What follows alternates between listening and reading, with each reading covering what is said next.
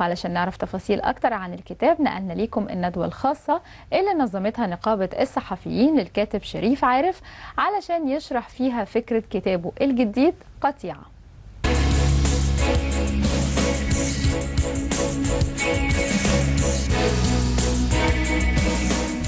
أقيم بنقابة الصحفيين ندوة للكاتب شريف عارف بمناسبة إصدار كتابه الجديد قطيعة، والذي يتناول حملات المقاطعة في مصر سواء الدينية السياسية أو الفنية. والكتاب يناقش أيضا قضية مهمة وهي القطيعة ومدى تأثيرها الإيجابي والسلبي على المجتمع من خلال الفن والسياسة والاقتصاد، ومدى تأثر الفنان المصري بالثورة مثل سيد درويش وبديع خيري ونجيب الريحاني. التجربة الهندية بتاعت غاندي كانت في الثلاثينيات، مسيرة الملح، لدرجة انه امتنع عن انه يحلق ذقنه بالشفرة الانجليزية. التجربة ديت نقلت من مصر. ليه؟ لان نفس القضية ونفس المستعمر كان واحد موجود في مصر. المستعمر الانجليزي في سنة 1919 الشعب المصري وقف ضده. ده المحور الرئيسي للكتاب، رصد قضية المقاطعة من خلال 3 زوايا رئيسية: الدين والسياسة والفن. الدين كالسلطة الدينية، السياسة الإيمان بالمبدأ السياسي، الفن كتعبير عن الحالة الوجدانية والإبداعية للشارع المصري. في سنة 1919 مارس 1919 على وجه التحديد انطلقت شرارة الثورة المصرية. كل المبدعين في الفترة ديت نقلوا وفقا لرؤيتهم. سيد درويش نقل المفهوم السياسي وحوله إلى مفهوم إبداعي. نجيب الريحاني كذلك. لنا أن نتخيل مثلا أن المونولوج السياسي طلع من بيت الأمة سنة 1919. حسن فايق ذات نفسه اكتشف في بيت الأمة. فتخيل مدى تأثير الحدث السياسي على الإبداع.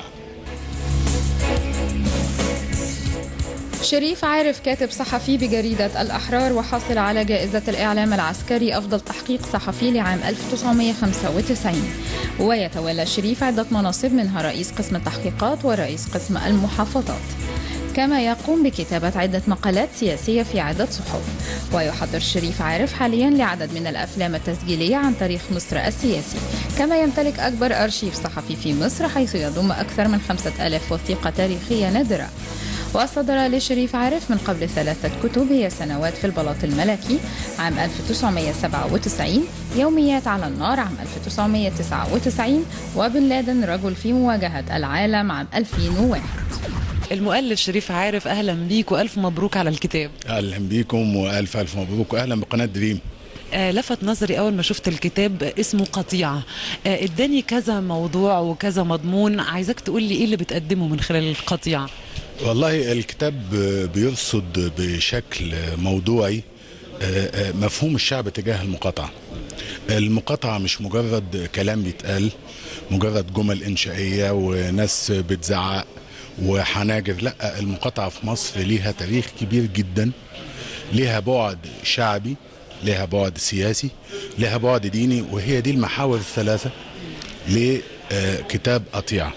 يعني أنا بقول قطيعة حملات المقاطعة في مصر من الدين والسياسة والفن. إزاي الناس اتأثرت بالسياسة، وإزاي الناس اتأثرت بالدين، وإزاي اتأثرت بالفن. وبما أنكم برنامج فني فأنا هركز أكتر على الجزء الفني. طبعا من 90 سنة قامت ثورة 1919، ودي كانت بداية الحركة الحقيقية للمقاطعة، لأن كما هو معلوم أن المقاطعة هي وليدة المقاومة. والمقاومة يعني في القرن العشرين كانت مع ثورة 1919. في الثورة ديت برزت إبداعات لم تكن موجودة من قبل. يعني زي ما تفجر شكل سياسي تفجر أيضا شكل إبداعي، وده أنا اللي يعني أظهرته في فصل تحت عنوان مبدعون وثائرون. بيبين إزاي تأثرت الأغنية الشعبية وفن المونولوج. حتى لما نيجي نشوف مثلا فنان زي الفنان حسن فايق. الفنان حسن فايق أول ما قال مونولوج قال مونولوج سياسي في بيت الأمة. حسن فايق اكتشف في بيت الأمة، اكتشف حيث وجد سعد زغلول وحيث وجدت الثورة. طبعا الرصد الحقيقي هو رصد الشارع، ومايسترو الشارع في الإبداع في الوقت ده هو كان أكتر من واحد، إنما المايسترو الرئيسي كان سيد درويش. سيد درويش هو المحرك الرئيسي للشارع المصري.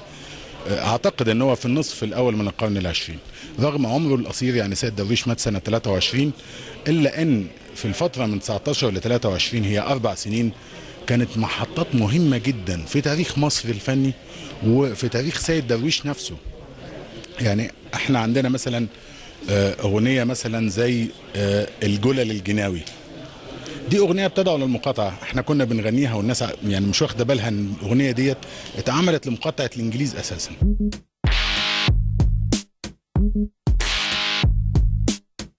أخبار أكتر وتفاصيل أكتر هنتابعها معاكم بعد الفاصل.